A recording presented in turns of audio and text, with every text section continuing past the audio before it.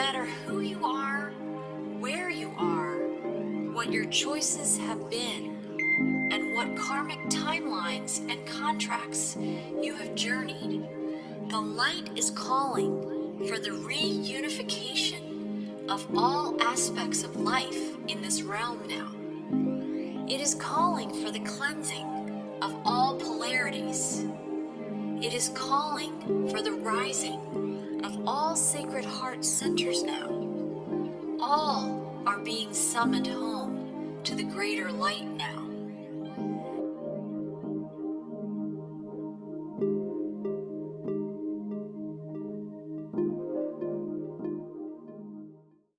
Hi, and welcome to Whole Soul Mastery's Sounds of Circles Heart Sharing in the Round today. I'm Marie Mohler, and I'm an author, intuitive, and the host of the Whole Soul Mastery podcast series. I'm here today with Sharon Ramesbottom, Bonita Lakwala, Renee Tainter, and Caroline Chang. And I'm so excited. It's always such a blessing and a gift for me to connect with all of you and with everyone that podcasts with me, because we are, as we gather together in this way, we are living, expressing, and being more and more who we truly are.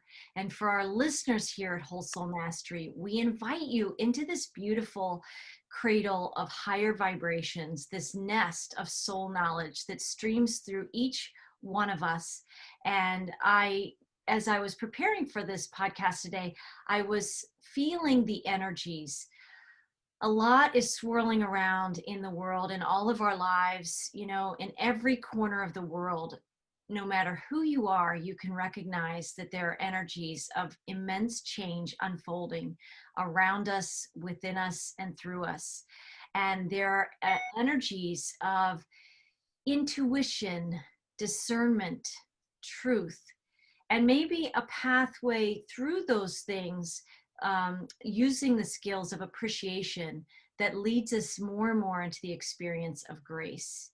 And many people who might be watching this might be saying, anything but grace happening is what we're watching, that grace is the last thing, or the last words that people might use to express and explain what they're seeing, what they're experiencing in our lives right now. But I see what's happening in our world today and in our personal lives as an invitation to grace. And it's so powerful to be tapping into these frequencies with you. And I first wanted to bring a topic into our conversation as I see the opportunity for grace, and as we also spotlight the realm of the duality game, that we're all still journeying the tension, the engine of tension in the duality game to some degree. And I had a client come to me in a recent session, and we were talking about what happens when you're in a conversation, when you're at work, when you're out in the world somewhere, you're getting coffee, but somebody in your present experience is driving you crazy, is absolutely triggering you with very different belief systems or just their personality, and there's something incredibly agitating, and you find yourself in anger or frustration. How do you find a way to neutralize that? How do you find a way to neutralize those feelings? Have any of you experienced that, either with family members, with people you know, in your own experiences? And what are things that you do to move through that in a different way than your emotions or your ego is leading you into? Because that's what we're seeing. That's the lack of grace we're seeing in the world in some ways, is people not having the skills to negotiate the intensity of these times. So I'll put that out there. When you feel triggered, or you see other people feeling triggered, and there's somebody in front of them that is incredibly challenging, and lots of other things want to come up and out in reaction to that experience, what do you do to find a higher place, to find a greater neutrality, to work through those emotions so you make a different choice? Anyone? Well, what I have found through my growth experience spiritually is the knowing that that person's not separate from me. knowing that what is being triggered by what that person is saying or doing is all in me. It's not on them at all. They're triggering something that is not healed in me, because if what they're knowing, that they're just another aspect of source, they're another aspect of me, whatever that emotions or feelings that are getting triggered is in me. It's not in them. And you did say you like reaction. There's a big difference between reaction and responding. And I know that I can respond to any and everything with love. So so if someone is, coming, this to me, the best way to describe it of recent, I mean, this yesterday, I posted something on Facebook that it was a simple, true statement with an image. And it caused a lot of controversy on Facebook. And I didn't even go on Facebook, didn't even realize there was all this attack on my post until 2 days later, because I took a break from the internet. And then I go on and I was like, wait a second. I made one comment. I'm like, you know what? If a person makes a comment or on a post on Facebook that is not in alignment with me or not in agreement, I don't comment on it. Remember the old saying, if you don't have anything nice to say, don't say anything at all. So why would I comment?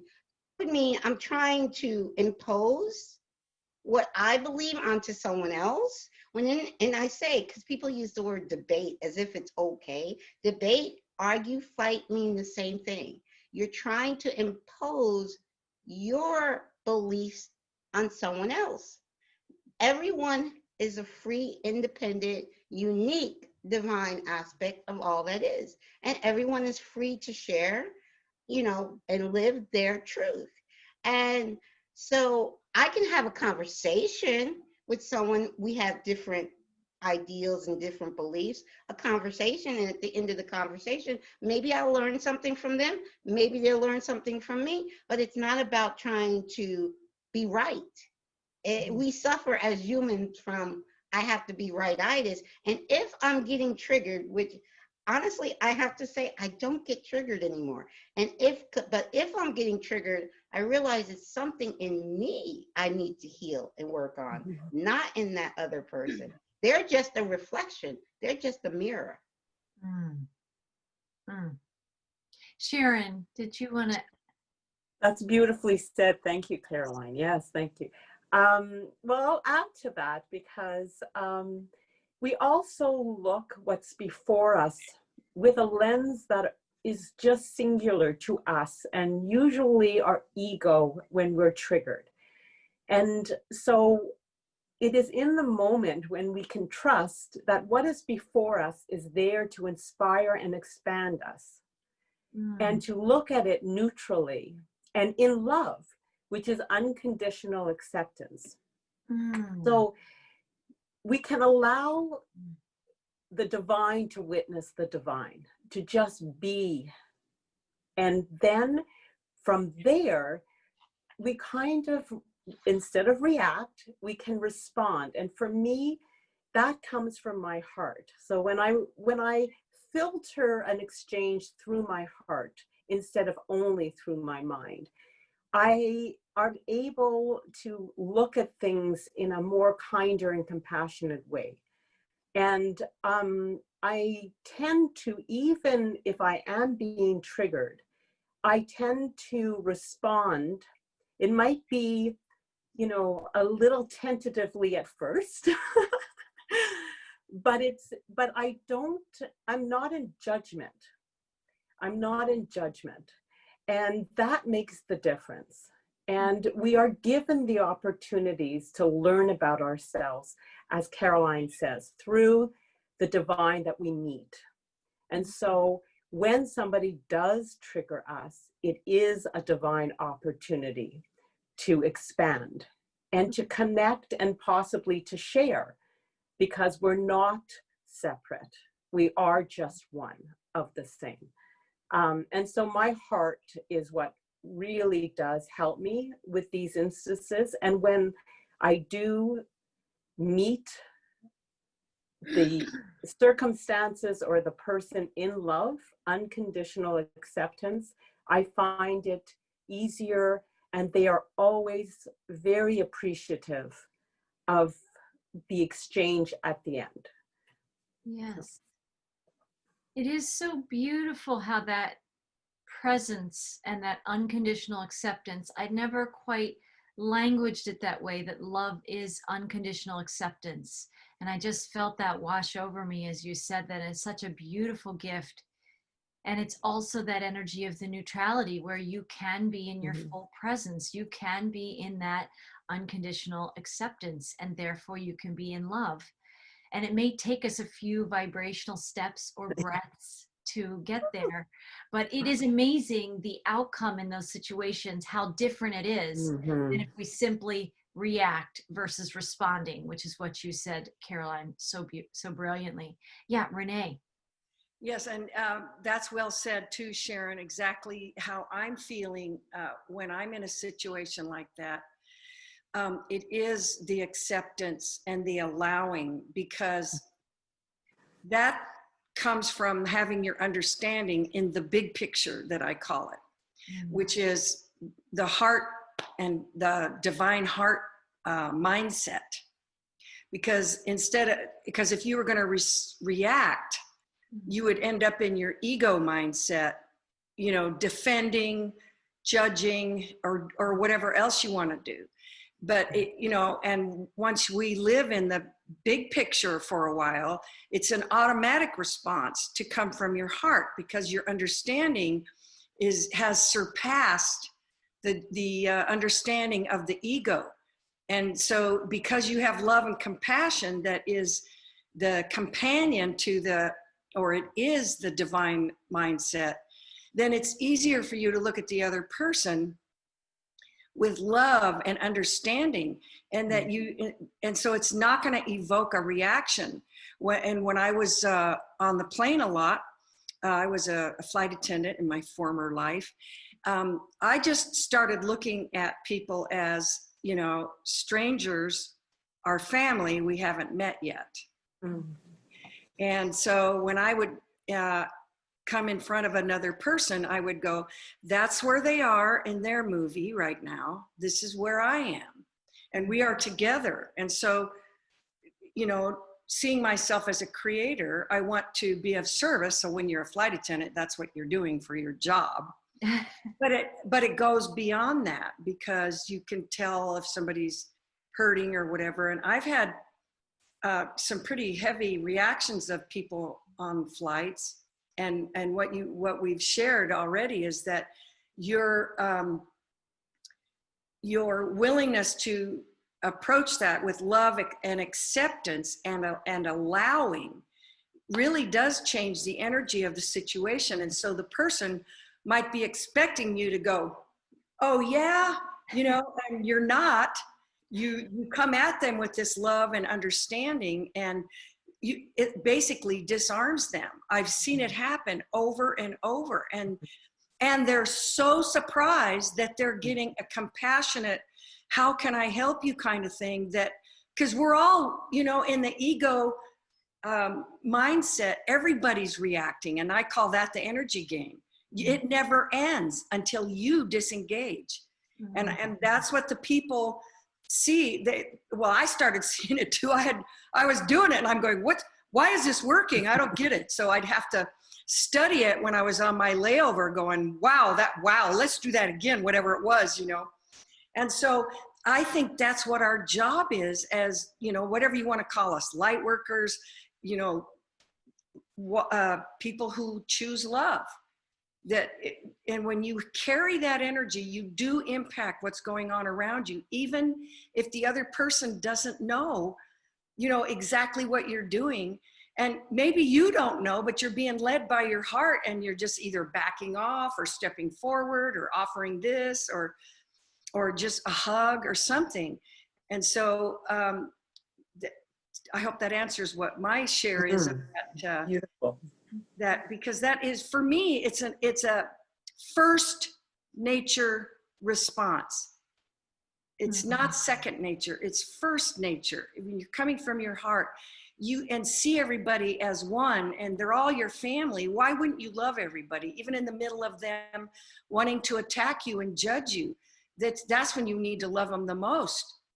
And I also see that the divine love and light is flowing all around us, in us, through us, from us. And so the people who don't have that understanding of love and compassion right now are in the process of moving toward that. As a collective, we're doing that. That's my understanding.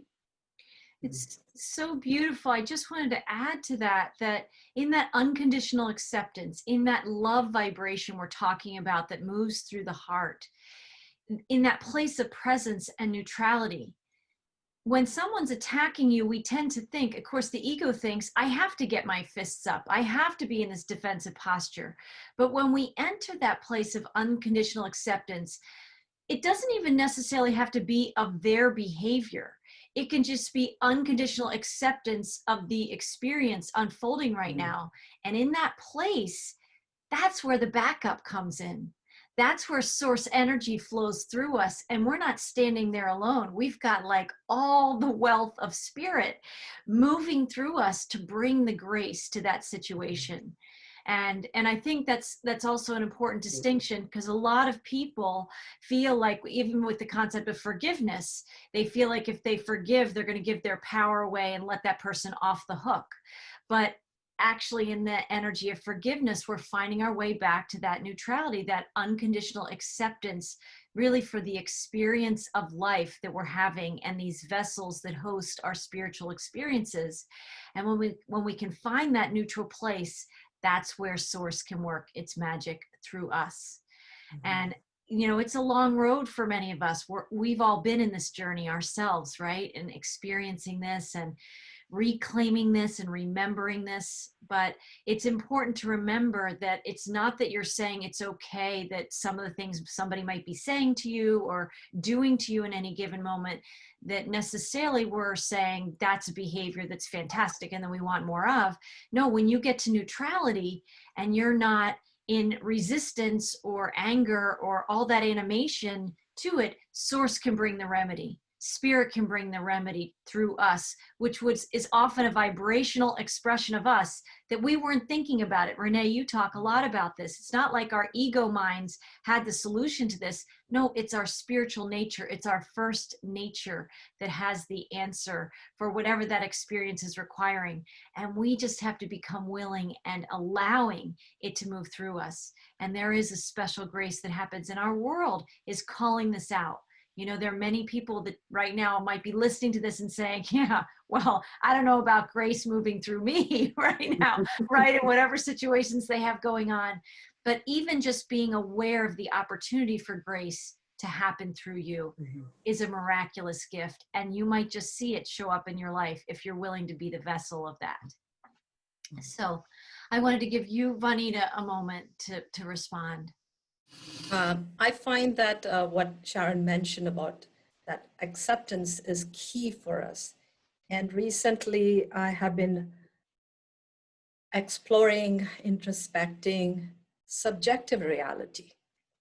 We spend so much of our attention on the outside, the objective, what's going on outside, and that person doing this and that happening there. It's always the objective. When we become subjective, we become aware that I am the doer, choosing my experiences.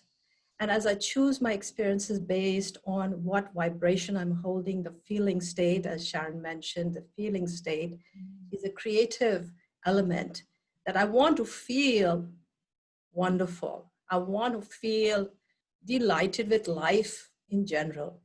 I want to feel in gratitude. As we hold these feeling states, everything will show up to fit that in our lives.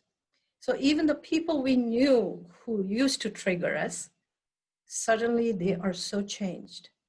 Because we, as the subjective creator, put it out there, I want to experience this. Doesn't matter who shows up when, but I want to feel this feeling. And they come to match that. So there's no fighting the outside. There's no fighting what is already created. We are the alchemists. We choose to see things in brand new ways. Because in these times, there's going to be so many triggers because everyone is getting unpacked. Every human is getting unpacked. The animals are in a good place. Wildlife is in a good place. The humans are getting unpacked. Everybody is going through distress. So when we understand that I can only take care of my personal experience and envision, I'm the visionary. I'm going to vision a peaceful planet. I'm going to vision happy, supportive relationships. And even the people who were prior to this visioning, they suddenly become that. We see them at the highest version of centered beings. And they see us that way too, because we are not golden all the time. We are not golden all the time. So I've been doing the subjective understanding, how do I conceive myself to be now after all this work of ascension? How do I see myself now? And then as I hold myself in this, either I'm balanced or not balanced, or centered or not centered, I know circumstances will show up to match that. So there's no blame game here. Nobody is doing anything to me. I choose to hold myself in this centered place. I choose to ruminate, meditate, gravitate towards peace. And that's, I say, that's me. And I chant it 1,000,000 times. 1,000,000 times. Everything happens through repetition. It's called mantra. I reseed my brain, my mind. I reseed it. My mind is the conjurer. It conjures. And I share it with others. They just join in. I don't have to go fix anything or anyone. In my personal life, I'm only feeling love come towards me. The triggers are gone. There's like no aggression. And I have walked a path that could be questioned by social standards, by family. I walk my path and they all love me. So obviously I'm holding some vibration that is lifting them. They recognize what I do. So I'm accepted, even though it may not be their way, but it works, it works. This is how we first become aware of tuning into ourselves and who am I? Where am I now? Never mind where I was yesterday, but who am I now? And how do I perceive myself? And we have to be very truthful with ourselves. We are not always wise. We are not always peaceful. We are not always, centered. We have to be aware. And then we do this practices, different awareness practices. It could be anything, any awareness practice. We need to have a day, some practice to start a day with, because there the intent gets set. I choose to be kind all the time today, no matter what. Kindness is very easy. Even if we say we don't want to be loving, we can be kind. Just be kind, in our tone, in our body language, and whatever we express. Loving kindness adds to that, but just being kind is enough. So that's how I find that triggers are no more, if they ever show up. I have so many tools now. It's beautiful to feel that we have that in that repertoire of skills, or that I call it the divine satchel of soul skills that we do have.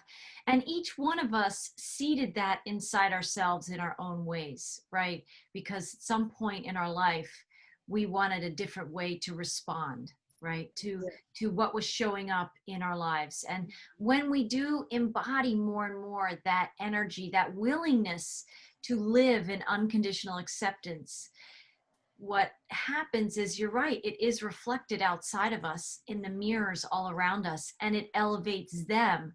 But it does take these divine skills. It takes these soul skills and these intentions and putting them into practice, which means when you're triggered, you call them to you, right? It's like Excalibur, you know, King Arthur and Excalibur. We call these to us in the moments we need them most. Or in Harry Potter, I think there's the fox, right? The phoenix that is only summoned at very special times in the 7 films, or in the 7 books. But it takes very special circumstances like extreme loyalty or extreme integrity or something like that. And it is summoned to bring the gift to whoever's summoning it.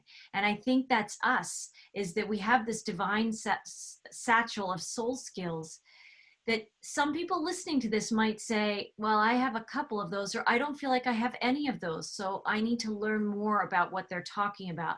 And that's where we are seeding this new language. We're inviting people into this language to have practices, to have, you know, nature is just, you know, number one, is one of the easiest, most accessible ways to, and even if you can't get outside in nature, or that's your perception right now because of COVID, just closing your eyes and spending 2 or 3 minutes being that visionary and invoking the energy of nature inside you. You can call the ocean to you even if you live in a desert, right? You can call the desert to you if you live by the ocean. We are powerful creator beings. And it is so amazing when we remember the grace that we have this energy inside us, and we can cultivate these skills at any time. And now is a perfect time on the planet, with the number of triggers and the number of things that are being unpacked inside all of us, to start really putting these insights and concepts. And for a lot of people who are somewhere in the journey, but they're not feeling peace and grace in copious amounts right now in their life, now is the time to practice that and call that into our experiences and to more fully embody that. Remember, So I want to go ahead. Did somebody else? I was just going to say quickly to say, remember that everything does start within us. So peace, we want to see peace in our world. But peace starts within us. So we're not going to reflect peace if there's not inner peace. When there's inner peace, the outer world is going to reflect, and everyone you meet is going to reflect that peace. So yes. It's so true. It is. And that, again, it begins within us, and which is why the power is in the presence, and the power is in the present moment inside us. That's where our true conscious creatorship begins, when we realize it's in every moment. Peace and grace are in every moment, just as reactionary creations are in every moment. And we get to choose. The power of choice is one of those soul skills, is one of the soul skills in the satchel that we're remembering now as individuals and a collective. Yeah, Renee. Yeah, so, and Sharon, you said something earlier about, and I think Vanita too, that when we're living in that bigger picture, your life is easier. And one of the things Spirit kept telling me when I was learning all this was, the bigger your picture, the easier your life. And so I see what on the planet, because when you see from the big picture, you're not seeing from the little picture. And so you see more, you feel more, you have insights that one event is way more than what it just looks like. And I think that the pressures and everything going on the planet right now are forcing people to go inside, because everything has changed. Everything has changed. And they're not in their daily lives stressing over people at work or whatever. I mean, there's still a lot of stresses and stuff, but that whole thing about being in lockdown forced everybody to go inside in ways they did not have the opportunity before the whole COVID shutdown. And so I think people, along with the light and love that's flowing everywhere, is just showing them these skills. You know what? Wow, I just have to let go. I can't handle this stress. I don't know what to do. I don't have the answers. And so I see that love and light as, gently, maybe not so gently sometimes, leading people into those soul skills that they have deep inside of them to call on and to let go, because you know, it's just too much stress for people.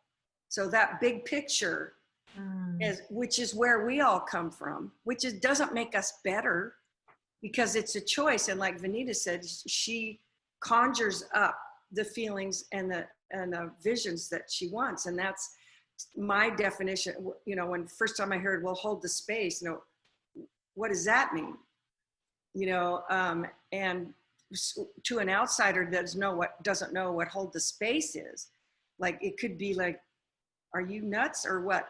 But it's just, I think, amplifying our feelings, our knowingness, our state of consciousness, that is inclusive, that we include everything, all life, the whole cosmos, and just holding that knowingness of who we really are, what we're connected to, and where we're headed, because it's a fluid movement. It's not static. We don't stay stuck.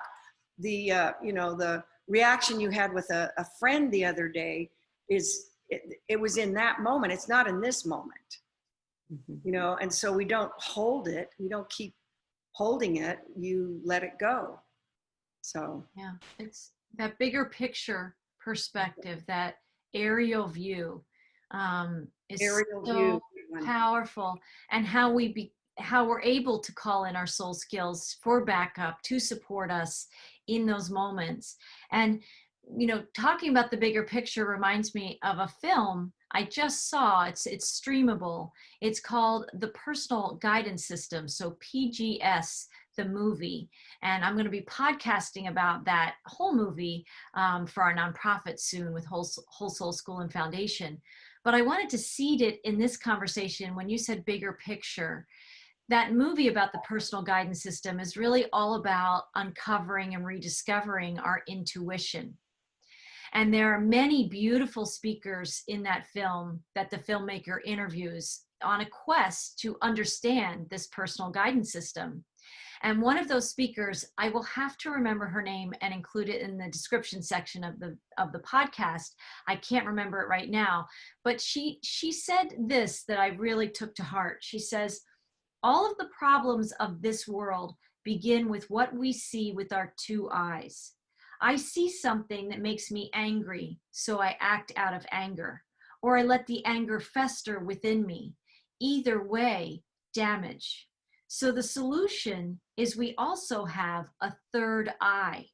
And that third eye is what we call, Bonita, you might have to help me. It's the Agit chakra. It's Agya. Agit. Agya. It's spelled Ajna. Yeah, but it's pronounced Agya. Agya chakra. This energy center is what we call the third eye. It is the chakra of discrimination. And some people say it's the center of our intuition. And I think that's also what the Bindi mark is also inviting us into, is to, I never knew that. It's really to invite us into seeing with this third eye, which probably helps us, you know, access more of those soul skills versus being trapped perceiving through the lower picture. If we have the bigger picture, there's the smaller picture that our 3D physical eyes see, right?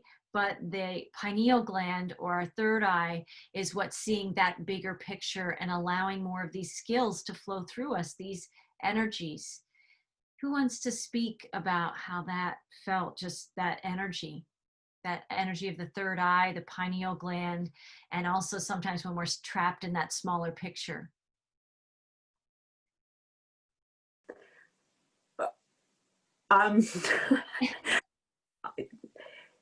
I don't know if I could speak about the third eye, but I can speak about intuition and discernment.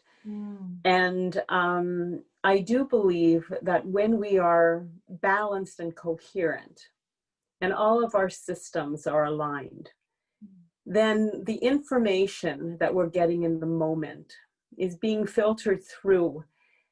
And we're able to truly discern what is really before us. And so, you know, we're not grabbing a hold of this little piece or that little piece that's telling an old story or whatever, but we're able to see the big picture. And we're able to see really what is presenting and where the opportunity is for us.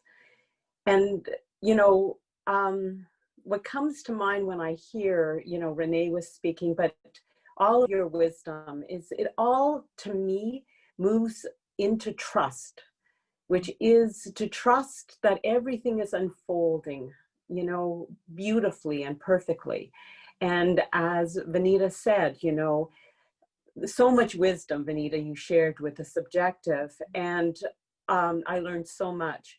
And just to understand that what you are seeing is for you, it's your world unfolding. You know, that, you know, Marie, Caroline, Renee are seeing something different because their worlds are unfolding. And even though we are one and we are all in this together, our experiences are just for our soul, our monad, to learn, to grow, to, you know, and to express through. And so the intuition is what guides us. It is, and again, it's not judgment or trying to figure things out or think our way through. It's a knowing that we have that, yes, you know, this is, you know, look closer, or, you know, back away a little bit, or, you know, ask questions or whatever, but it leads us. And it's when we are balanced and peaceful and in ease that we are the most intuitive. And of course, for me, it's filtering it through my heart. And then my mind, you know, moves into tandem with it, and my gut, and together in the moment, I'll be in my knowing. And if I'm not, I just, as I said before, allow and trust, you know, that everything is unfolding for me. So beautiful, Sharon. That's beautiful. I've been saying this for 6 months. I've been in a state of bliss because once I got the knowing that now we are at the beginning of the mass awakening. And I say the beginning because we want it to be like overnight, you know. We just want the whole world to wake up and to wake up tomorrow and everybody's awake and we're living the 5D reality, which is heaven on earth. We want to just wake up and it be, but things move slower in this realm. And it's not actually, it's exponentially faster, but it's still slower than if we were just in spirit right now. It happens instantaneously. But in the 3D, 4D realm that we're in, things take a little bit of time. So ever since I got the download from Spirit, March 21st, 2020, it is, you know, we are in the mass awakening. We are in it. We've been waiting for it. Now it's here.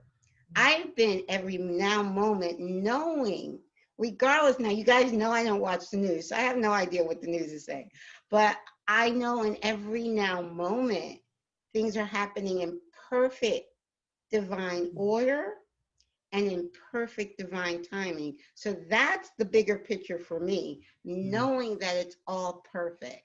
And I wake up every morning like, wow, it's perfect.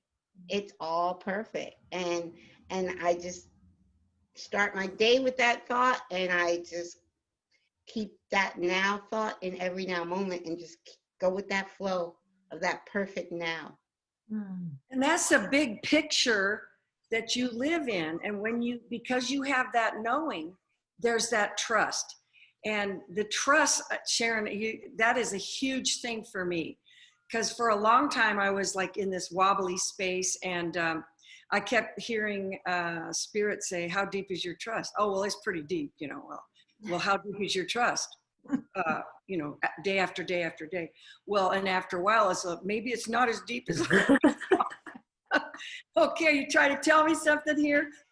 But, you know, trust is, I think, trust is a letting go, because as humans, our human side wants to control what's going on, the energies, the people, and manipulate things so we can create what we want, instead of allowing and that knowingness that solutions and whatever you want is already there. It's coming to you if you let go and trust and just know that as creators, it's coming to you. It may not come in the way you had expected it, but it's going to be way easier than you trying to manipulate people and situations around you. Like big stuff going on the planet. Like, what is one person? How are they going to impact one big giant thing? By staying in that energy of trust and love and the knowingness of who we are and what we are a part of. To me, that is huge, because then in that moment, you are not fighting it or resisting it or judging it or attacking it. You're putting your trust and love in the situation so that you become part of the solution, not part of the problem. And that, I mean, that's kind of how I see, like Vanita saying, she conjures up. So I don't want to react to the things going on around me, even though sometimes I go for a minute. But then, you know, you go back to that bigger picture that you created. Now, we had to create that in my experience, because I knew I was reacting with my ego left brain mindset. I had to start building a divine mindset by focusing, conjuring visions that I wanted and things that I wanted to experience. So we co-created the divine mindset that we live in, the heart, whatever it is. And like Vanita said, you pick the ones you want. What visions do you want? What feelings do you want? What do you want to see? And I honestly believe that a majority of the people on this planet are co-creating peace. They're tired. They're tired of fighting everything, fighting their own selves, fighting their neighbors, their family. They're tired. And so I think that is a part of them letting go and just falling into trust. Okay, I don't have the answers. I'm just going to trust. And so it's all working together, all of it. I can tell you for sure, because I don't watch the news, and I'm living that, what you just said. There's so many on this planet, 99% want peace. And we are creating it right now, because that's all I've been doing the past 2 weeks, is engaging in these peace movements online. And we're going to be meeting in person next weekend in DC. And it's so much, there's so many peaceful marches and rallies for freedom and peace going on all over the world, in the UK, in Germany, in Ireland, in Canada, in the United States. Every weekend for the next few weekends, I learned this from Dell, there's all these freedom rallies in almost all these little cities in the country. And you don't see that. If someone's just watching, I just gave a talk yesterday, and I had all pictures. I was showing all these pictures of all these peaceful gatherings all over the world that you don't see on the news. And someone told me, one of my neighbors told me, that the news is trying to equate peaceful protest with rioting. And we know that's not true. It's not true at all. We know that they're opposite ends of the spectrum, and the news does not want you to see that the world, the masses are waking up, and they're saying, we want peace, we want unity, we want freedom. 99% of us are doing that right now. That's right. I see that all the time. Yes, and also remember, you're not a part of God. You are all of God in a drop. Rumi's quote, you are not a drop in the ocean. You are the entire ocean in a drop. So each one of us is all of God in a drop. I know. It's Beautiful. mind-boggling. It's mind-boggling to come from a human ego perspective in three-dimensional to awakening and having these dawning awakenings of who you really are. It's, and you know, thank God it wasn't all ding, now you know who you are, because it's and I see that as a light, learning from Marie's work. The light is what's shining on what's going on and awakening the truth in you and showing you little by little by little, you know, and you get, for me, in my experience, I would have these revelations that were like, oh my goodness. But then the light is right there healing me and just saying, it's okay. So the whole, I mean, we're in this energy that is caring for all of us and showing all of us. So, you know, we don't have to be in control of anything. We just have to take care of and manage our own energy and our own visions and our own perceptions and our own responses. Because I think that the laws of the universe were made for us. You reap what you sow. You can't reap what I sow. As a man thinks, so he is. I can't think for you. You know, ask and you receive, knock and the door is open, like attracts like. And that's what I saw when Vanita was sharing. Her conjuring what she conjures up, then it comes to her. And then that becomes her experience, because like attracts like. It works for good and it works for not so good. And I just trust the light and love, because we're, you know, we can't step out of it, right? It is so true. And I'm still resonating when, Renee, you were talking about that bigger picture, you know, still that bigger picture. And as soon as you said that, I felt bigger oneness, because in the bigger picture, we're in that unconditional acceptance. We're in the oneness that we are. And when I always use this example in the frequency writer videos, but when we're only seeing this much of the picture, no wonder people can feel defensive or angry or triggered or restless, or whatever that tension is inside us that is so familiar to many of us. We've certainly lived that in many other lifetimes, and maybe earlier this lifetime, each and all of us. But when we expand our consciousness and we see from that bigger picture place, we can fall into that place of trust. We can engage our heart centers more. And it is something that emerges within each and every one of us. It's like you were saying, Caroline, it happens inside us. The peace many desire on this planet, the freedom we desire, isn't something out there. It's something inside us. And there is this expanding consciousness, this expanding third eye, this expanding heart energy, which is expanding and moving this grace. And when we can, if people listening can simply hear our voices, hear in our voices that we've lived a lot of what we're talking about, and we're messengers and fellow travelers in this journey to remember and reawaken the peace that's inside us. The only other quote I wanted to read from this film was another person, can't remember his name, but he was fabulous. And he was talking about, he said, grace makes everything so easy, so light. So when you are guided by that GPS, basically that intuition, right? That's when grace happens. So we can make our life complicated, but grace makes everything so easy. He's saying life is not in pieces, life is in peace.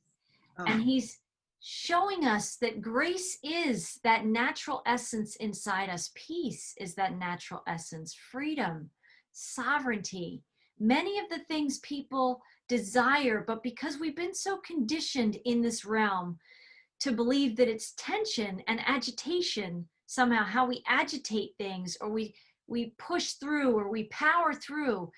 It's so the ego's illusions in our lives, and it's so the conditioning of this realm that has taught us this, that we have to strive for and fight for and go for and push for. But I like how that teacher said, grace happens. Grace happens when we allow and we trust.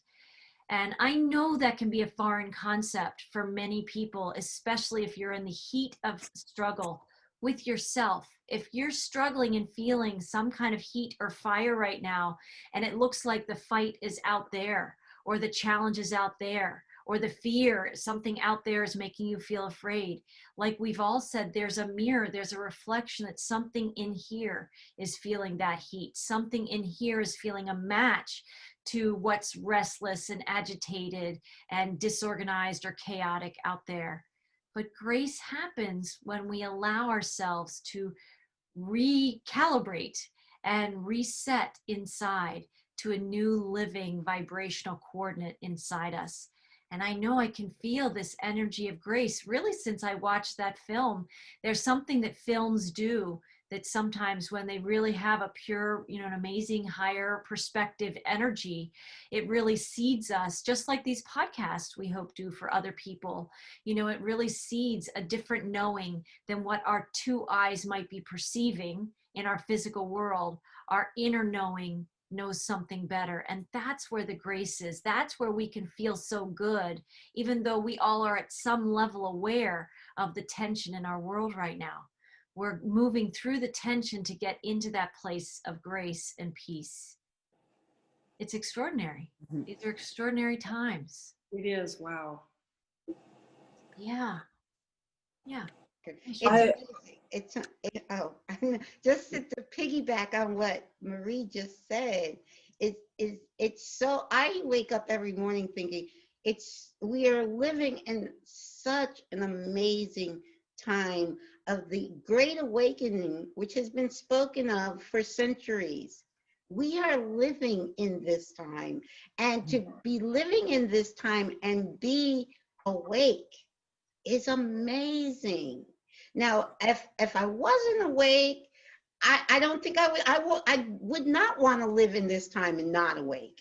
But I chose to be awake during this time, and I'm so thankful that my higher self, this was my soul plan, to be here in the midst of the awakening and be awake, which is amazing. And those that are just starting to wake up or very much asleep, I send nothing but love and light to them. There's no judgment, because each of us are living our soul plan, and we cannot judge another person's soul plan. For some souls, they may not even have decided to wake up in this time of awakening, and it's no judgment. It's nothing but because we're all God wanting to experiencing everything. So, for that soul, they just might want to experience more 3D, which is fine. No judgment, because it's all good. It's all God, and it's all perfect divine order. Yeah. Yeah. Vanita.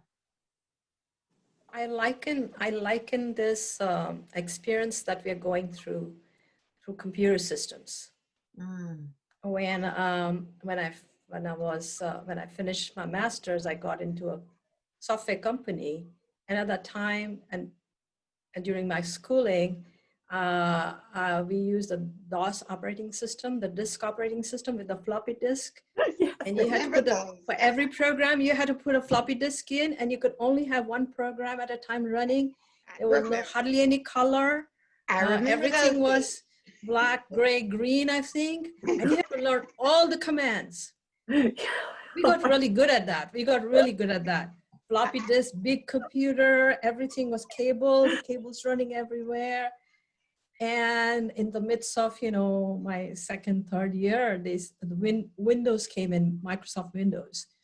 And we, of course, we're so attached to this is all I know, and how will I learn that? And the Windows was giving us more capability, more screens, more color, more graphics, and memory, and everything. We all sense resistance in us, especially those who may have been older in age. Younger people just go with the flow, give them a gadget. A baby knows how to push the buttons. But the older we get, the less we want to shift. And it took us a while, and they told us, adapt or DIE, you know, I don't like to use that word, but it's going to be phased out. It's going to be phased out. They were legacy software that were running on the DOS operating system. Many large programs run by large institutions. They had to adapt too, because just knowing where we were heading, we had to know we're getting phased out. Wow. This is what's happening to us now. That's We're good. phasing out of that restrictive one program. This is all it is, black and white to color, and finding potential and being able to put everything possible in our screen. And will we let go? So I see it like that, you know, we become aware of what's going to be available for us eventually.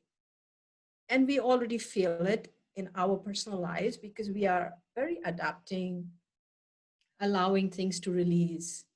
We're not allowing the outside to release. It's the inner resistance to what is showing up, our resistance to what's showing up. And in that transition, we are brought into this gifted areas that we would never have come to if we had held on to. The amazing support that shows up, the amazing abundance that shows up, and ease. So more than peace now, I think, is the word ease is more important, because if we are easeful within ourselves, then we are peaceful. See why people are not peaceful? Because they're not easeful. Ease is a word we use in Hindi known as sukha. Sukh is a different word than just, you know, just ease in a situation. Sukha means you're always feeling content within yourself. Sukh. And this ease brings that balance, and that ease brings that peace with outside world. Unless we're easeful, we can't really say, I'm going to be peaceful with this person or that circumstance or that country. Or, you know, we're battling countries for no reason. We're like, okay, my view, your view, cultures, it's the ease one feels, and then we become accepting. That acceptance is so key. Ease within, acceptance comes easy. So this understanding that we're phasing out, we're really phasing out. It's been phased out. It's in our face. We're not going to get that DOS operating system back. People, it's going to be all multi-windows, color, music, absolute bells, jingles. Let's embrace it. So the phase, it's in our face, phasing out in our face. And we just have to understand that now we become that co-creator. I want to create in that realm. Yes. Because this is phasing out or phased out. For many of us, it's phased out. In that realm, I want to create. And my potential just continues to grow as I see it that way. So we start to envision, as we are the visionary, each person, human, is a visionary. The third eye is about the clarity of vision with which we project out there, because the filters fall away with the pineal gland decalcifies. We do the inner work through all the chakras. We can't just decalcify that. Our lower chakras have to be balanced first, because that's where the sludge is.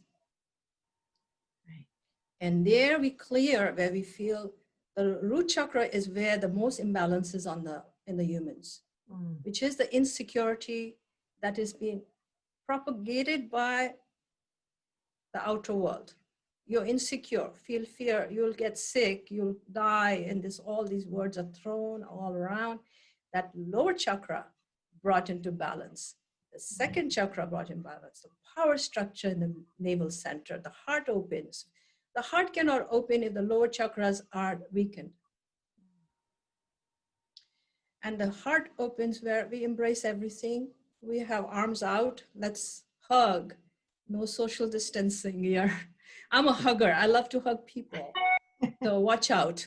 And then the throat chakra is able to express, this is how I see it. This is my understanding. I'm going to express it this way. And then with that power comes a clarity on the third eye. I'm the projector. The projector comes through the pineal gland. The light shines bright, filters, intent, whatever we are intending for ourselves and the world, because this power is not to be kept for ourselves. we have to share it. Mm. We have to share it. So we become in service to serve love. Before, I used to serve the light all the time, but love and light are one. We have to use. So who do you serve? Serve love. And that love is our own self, the substance we are made from. We serve that. So the third eye in that way is a projector. And then we are now training our senses of what we will allow ourselves to be impressed with, because everything that comes in through the senses impresses into our consciousness, becomes our seed atoms, you could say, or seed scripting. And anything in our consciousness eventually gets expressed. There is no unexpressed consciousness. So if you're holding it, it's showing up in a scenario. We'll fight it if we don't like it, but it came from us. Right now, all who are considered light workers or serving the light and love have this service or goal, one could say. We are given so many adamantine crystals, prana. And how we'll use it is up to us. We may bring the old stories and fix this and repair that. But we are the alchemists. So we say we're going to turn this whole paradigm inside out, upside down. Yes. And that's how we use power, seeing potential and enjoy always. We have to enjoy the process. Because otherwise we'll go into the old modalities. I'm doing this for you. You can't get it. And, we're miserable because sometimes we do charity work like that or volunteer work like that. And we are not in the joy. And what are we giving out? Not joy. Whatever we give out, it has to be coming from that joy state. And whether we are sitting quietly in meditation or whether we are physically doing it, we want to be aware that what we are emanating is coming from that place. This is how my personal world is like this now. So much ease, and I see love flowing, the energy exchange taking place between me and all who are in my personal sphere. It can be seen. And not only me and them, but I see the others playing amongst themselves that way. So the friction is gone. See how beautiful that's how we are visioning. And I've been reading Neville Goddard's books. Amazing. Yeah. There is that when we want to change an experience with another, we don't go and try to fix them. In our awareness, we let go the problem for the moment and envision how we want to experience them the next time we interact. We hold a vision of how we want to interact with, maybe if we have to interact with them again, how would we want to have the interaction? So we change the whole thing, how we are holding them in our inner eye or understanding of how they always act is holding them in that place. We change the character script ourselves from inside. We are the director. We change it. And I'm telling you, I feel so blessed because that's just my experience. I play with it often. Everybody can do that. Until we change our view of them, their character will continue to play that role that we are holding them to. And they will react, and then we will probably react back. Only we can do it. So those who have been given the light are given more power, and we have to have more responsibility in what we create. More power, more responsibility, more accountability. Then we can say, yes, I'm creating this world of peace, Yes. It's very, very true, Vanita. I always say this is a dream, a play, a movie of our own creation. Yes. We are the actors. We are all of the actors. We're the directors. We're the screenplay writers. We're everything. And people show up to us with the script we wrote for them. And we just as easily, we could like, okay, script change. Okay, now this person is going to be nice. Okay, seriously, we have that power because we wrote the scripts for them. And so, yes, we can change. Okay, I want to change that character right now. We have that power. Yes. Exactly. Yes. Exactly. Sharon, did you want to say something? Yes. I just, so much beautiful wisdom. Thank you so much. And I was going to, Vanita had beautifully brought in ease and so much more, but ease is what I had wanted to mention. And it's in reference to God's grace. And grace has been something that has been coming through a lot for me. It's something that I didn't fully understand. And in the last, 6 months or so, it seems to be what God is wanting us to understand, which is his gift to us is ease. We do not have to struggle. There is no conflict. There is no fight. There is no separation, just oneness. And so that ease of being and is God's grace to us. It's the gift, it's our blessing, it's our inheritance. It is who we are. And we are meant to receive it and be it. And so that I just wanted to add that is God's gift to us. And Vanita, when you were talking about holding the vision for someone, it's something that I have been doing, and it is truly a beautiful definition of blessing.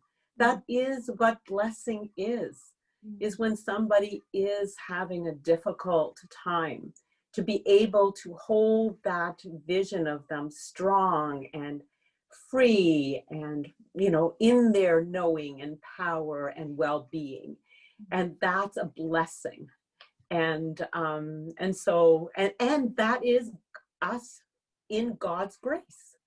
So that is where the ease just is, that beautiful letting go, surrendering, trusting, allowing, accepting, and then joyfully being who we are. And so, yeah, thank you. It's so, all of that, what you just summarized, Sharon, for this podcast today is so beautiful. And that grace and ease is us. And there was also this theme and thread that emerged through our conversations today about the power is within us. And the power of choice is within us. And that bigger picture and that bigger oneness is within us. And there is not something we have to necessarily even become. We have to simply let go, phase out, as Vanita described, right? We need to allow the phasing out of all that is not us, and that is us will be left shining, standing as it always eternally was, right? And I think that's the most exquisite thing. But, there can be people who believe in the wrestling. They're trying to hold on to what's phasing out, right? And they will just find that it will just naturally fall away. It is falling away now. And if we can be a voice or voices of comfort in that process for people, each one of us, I know in our own ways, has experienced the letting go of some parts of us that we thought were vital, that we thought were really important. I think of the night, my partner Lacey worked in the prison system for many years, and she had a night book that she worked with them, and they used that book. I don't know, it might be like 90 pages long. It's a very tiny book, but it's powerful. And it was all about this knight who wore his armor, and that had become his identity on every level of his being. And then he wore that armor so much that his wife was saying, I don't even recognize you anymore. You never even take your armor off anymore, because he'd so embodied the armor. And then when he went to take it off, he can't, it's all rusted shut. He can't get it off. And so he has to go through this process that is oiling himself from the inside out, which is allowing that true self to emerge. And as he takes those steps to remember who he really is, the armor actually magically alchemizes and melts away. And that's us. Like, we are in this process of losing the armor and the defenses and all the tensions and the overwhelm and things that we thought defined us. That's not who we are. And really, we've been inside that night suit, or, you know, all the identities and labels that we've carried all this time. And that's the part of us that is emerging in our own form of that nakedness as that shining light, again, pristine in its original form, untainted in any way by this entire 26,000 year cycle. We're all right here, right now inside us. And when we gather for these podcasts, I just want to tell our listeners that we have so much joy in coming together, because we come together as those shining lights who have released a lot of that baggage, a lot of that armor. And we stand here and we sit here and we speak to you through this open-hearted place inside us, which is the grace and ease that has always been within, the power that's always been within. Yes, Renee, please. Yes, and I always learn so much, and we've all shared that because we're in our own little wave of transformation, and I just always come away from these sessions just learning way more than I knew before. Me too. But I have a question I would love to share with you, because I learned a few months ago that, you know, because I've always thought of myself as a creator, and so I give my love and my light, and I just shine it on the whole planet, in the galaxies, known and unknown realms. But someone recently said to me, you can't just use your own energy. You have to summon it from God. And I'm still trying to get clarity on that, because I thought, well, if I'm a creator and I'm made in God's image and, you know, it's mine to channel, I would love to hear from you how you think about that, because. Yeah, Caroline, go first. Yeah. I'll jump in. See, for me, I feel like one of the biggest misconceptions with traditional religion is they separate you from God. Yes. There is no separation. Did you miss it when I say you are God in a drop? You are all, not a piece of God, not just his fingertip. You are all of God in a drop. And that's where I found when I had my awakening, that was the biggest knowing that was true. Because from childhood, I was sent to Catholic school. I went to different churches, and they always separated me from God. And as a child, that never resonated with me. So when I had my awakening and realized I am not separate from God. God and I, Jesus said, I and my Father are one.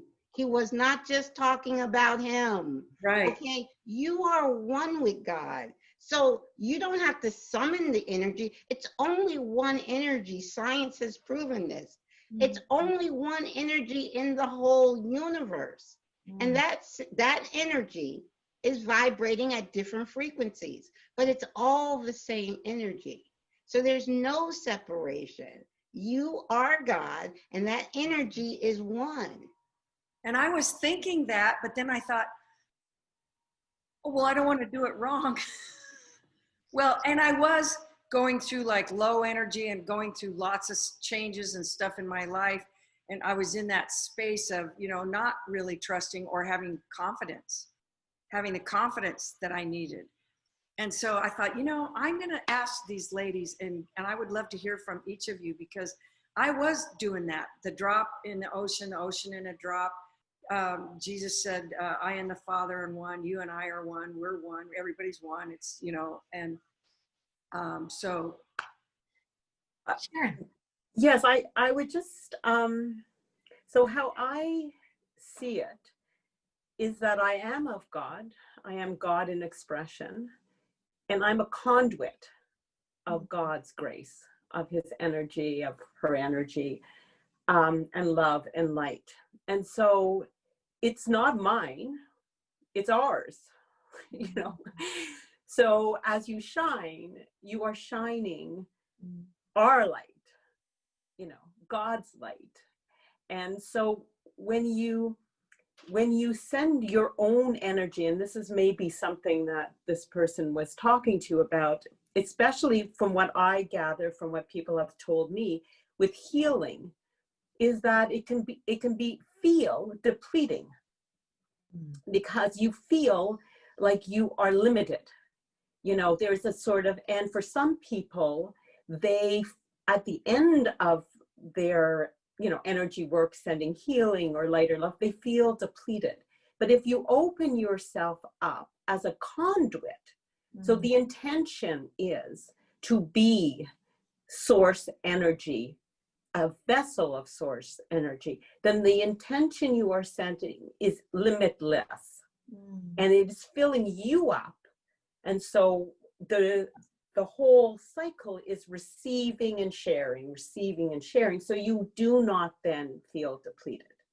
And so that's how I envision. So everything, wisdom, love, healing, anything that I am an expression of is coming from source through me to receive and to share. And that's our oneness. It's because it's all the same. So that was my understanding. Beautiful. Thank you, Sharon. Go ahead, Vanita. When I was teaching my yoga classes, there were people who did not like the word God. And I would rarely use the word Shiva because I'm in the US, they may not, you know, jive with that too. So I kept away from most of these terminologies because there are many who have been part of a religion and then walked away from it. So they just don't want, somehow got turned off. And personally, I don't really feel too strongly about that word either way, because it's a common word to use across the spectrum around the world. We use it. As a yoga practitioner, we tend to use the word consciousness more. The field of consciousness that we all are, all of creation is. All of creation is a field of consciousness. It is alive and we are part of it. It flows through us and we flow in it. So the way I see using that field is through the breath. The reason why we focus so much on the breath is that we do have a physical vessel. It needs this higher wisdom and power. It comes through, of course, the foods we eat, but also if you want higher beyond the physical, that's how we draw it into this physicality, into our body. And we have what are called those energy centers called chakras. We get them cleaned and balanced first and then activated, because we want to move from a balanced state. So understanding that consciousness is flowing through each and every thing that we are observing, that oneness is playing there. The trees are in it, the animals are in it, the birds are, the air, the wind, all the elements that we know in a human understanding, because we are trying to understand the human condition. How does a human activate? We are beings. So if we focus more on the word being, who is a human, now we come from a different perception. So we say, I'm a human being, versus saying, I'm a being who is human, playing a human. Now I will start looking at the human conditioning and becoming aware, where do I feel expansive and where I feel contracted or constricted. Whenever we are feeling constricted, it's a human concept. When we're feeling expansive, we are the divine that we are. So understanding, whenever we get tightened up or uneasy is the word, then we are in the human conditioning. It's a concept. We built so many concepts of how we are to behave and act and even be. All our doings are based on that. But imagine that our concepts do not have any significance to a bird flying in the sky. Nothing. It's all human concept. My dog doesn't understand what our human, we are just training it to be like us. You know, but it's all human concept. If nature behaves according to universal law, until we humans start to train nature, then it starts to behaving according to our concept of what should be. Now we're throwing off our armor, our metal, rusted metal. It hurts to do that. And meanwhile, we know we have to, or we will not have any more place to breathe. So we throw it off, and then we become the shining knight that we truly were without the armor.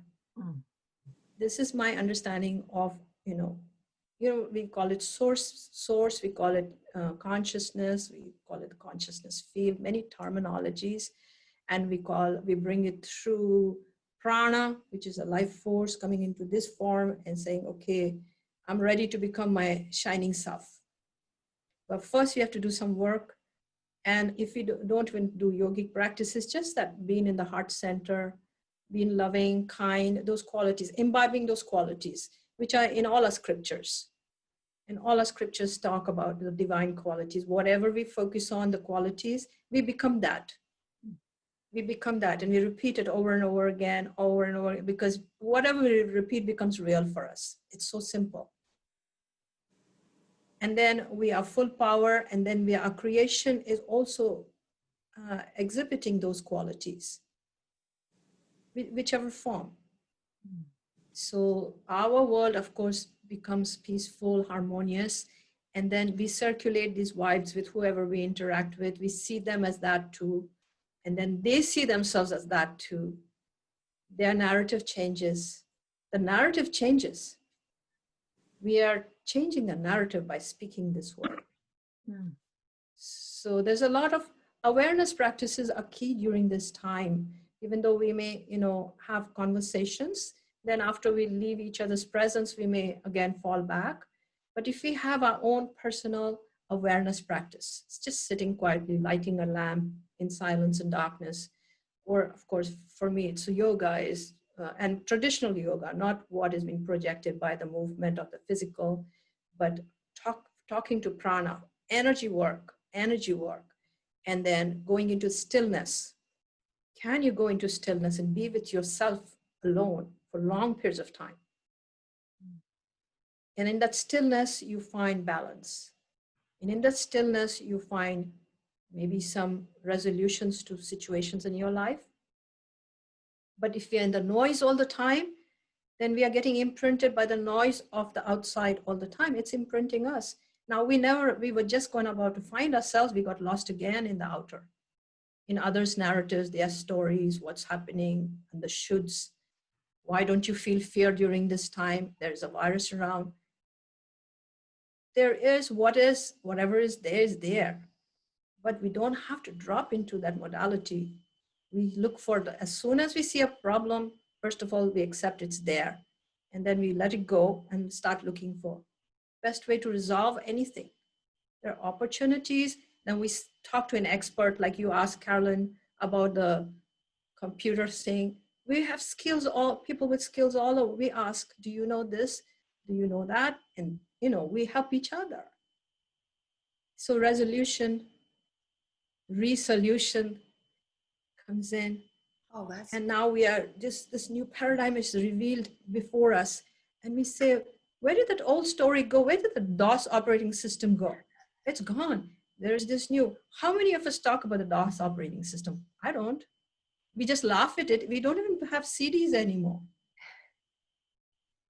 We are on this wireless, and now telepathically, we are also going to be starting communicating. We won't need this device anymore. This is where we're heading. This is knowing that this is that super conscious self that is within us, capable. Only we have to claim it. We have to claim it. Each one has that special key. When am I ready to claim it? And once we claim it, then we are in service to love and light. Because the service to self is over. This is service to others. The we comes in, the my story goes away, the our story comes in, and we are now, looking in each other's eyes, and we find ourselves. So beautiful. There is no other than the battle is over. That's wonderful. That's beautiful. I appreciate all of your input. Just needed my village for a few minutes. Yes, it is so beautiful, and the way the energy flows through each one of us as aspects of the oneness, right? We are expressors of this living energy. And I just want to say, like you said, Vanita, to your question, Renee, is that we are in these bridge times. We are bridging consciousness to that super consciousness, that field of the infinite oneness that we are. And the one thing I would just say is I focused a little bit today on perception, which eyes are we seeing through, right? And through perception, we're also partnering and becoming more aware of our vibrational location, right? Our vibrational emissions. What is the space I'm vibrationally occupying, which is really presence.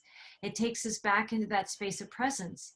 And if we're in this bridge time between a 3D world and a 5D world, just as a language, a world that's, phasing out and a world that's moving in through us, there are people, like you said, Sharon, who do become depleted because their giving and sending of light can be from a vibrational place they're occupying in a 3D perspective, in a finite world of energy, right? 3D is a very finite world. There's finite resources, finite wealth, finite gifts, there's limits.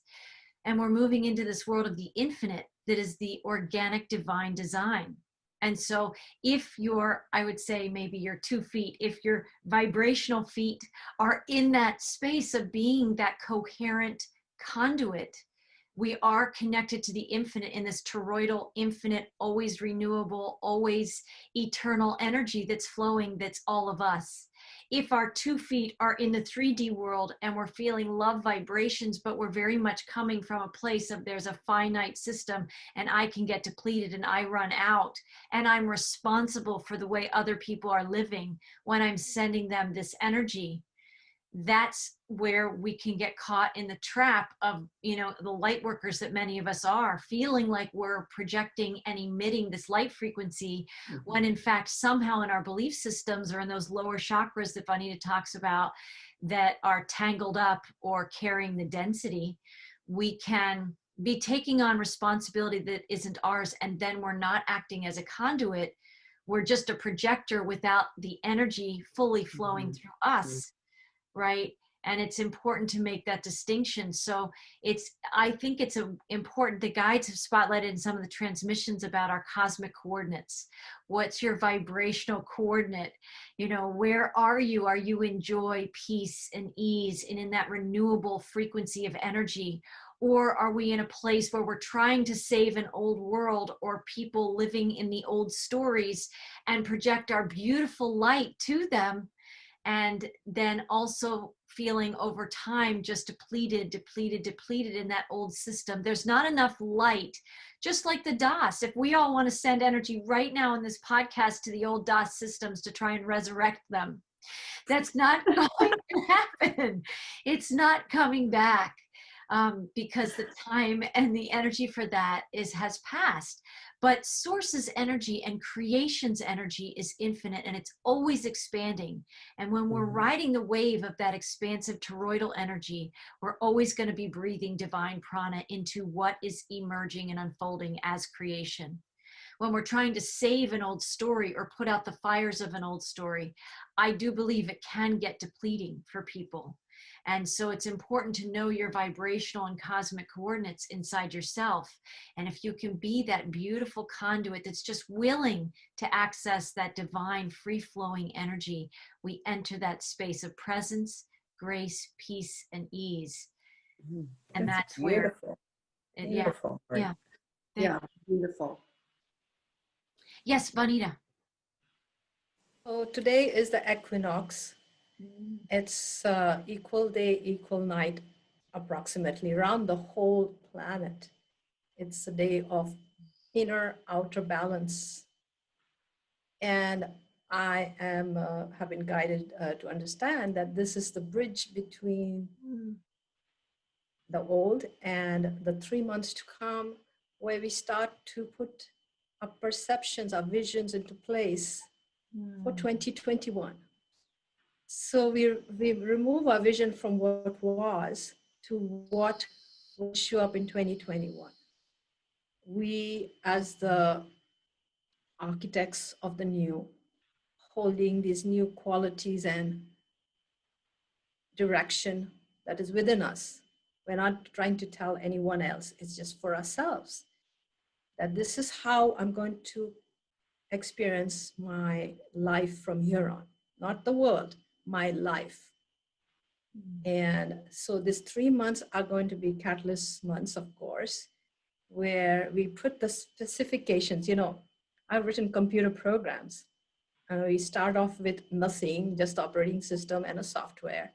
And then we write specs, specifications. What are the items we want to see in the screen, this, that, how do you want to format it, this, that, whatever. The specifications are a vision. And based on that, how clear we are on the functionality of it, who's the audience, who will receive it, what's the benefit, we create this. It's the blueprint, in other words. So since we know that this is happening, we start putting this specifications together. First, it's a simple form, then it can become more complex. But the base qualities can be the divine qualities. These are the aspects I want to see. And then we can be more specific for personal something. You know, I didn't experience that in my prior world. Now I want to experience this now. So we start to design this on paper, as many sheets we want, and eventually, and the more we do this, it starts to become real. And then 2021 shows up. We have already arrived there because we had that outcome already present. The outpicturing is already there, and how it gets there, you know, it's up to us. But we start to design it. Today's day is that bridging area. Okay, start with this new, start designing the new. Let the focus be removed from the old. And if we are amongst people who are still focused that way, we're still in total acceptance of it. Total acceptance, because each one is an inspiration to another. So we just do our work and then see what shows up for another. We are only bringing in beneficial energies, harmony. And then we will eventually experience it for ourselves too. So this is a very special day, a day of actually still point, Yes. meditating when you can, spend a good half hour at least with yourself on this day. See the planet balanced. Unless we see the planet balanced, we'll only be maybe speaking about the conflicts. See the planet balanced, the whole planet balanced. And then from that, the beings balanced. Focus on balance. Balance means alignment. It means being in tune with cosmic energy. Balance and alignment work together. Our chakras up the spine, aligned to cosmic. The streams of light can flow in and reinvent us so that we can feel our divine nature physically. Our healing takes place there. And we're also going to find that life becomes balanced. Beautiful. I, I just wanted to say it was this time last year, around September, and I don't know if it was you, Marie, where I first heard, might have been, where I first heard the term this time of the year last year, around the equinox. 2020 was going to be the year of clear vision.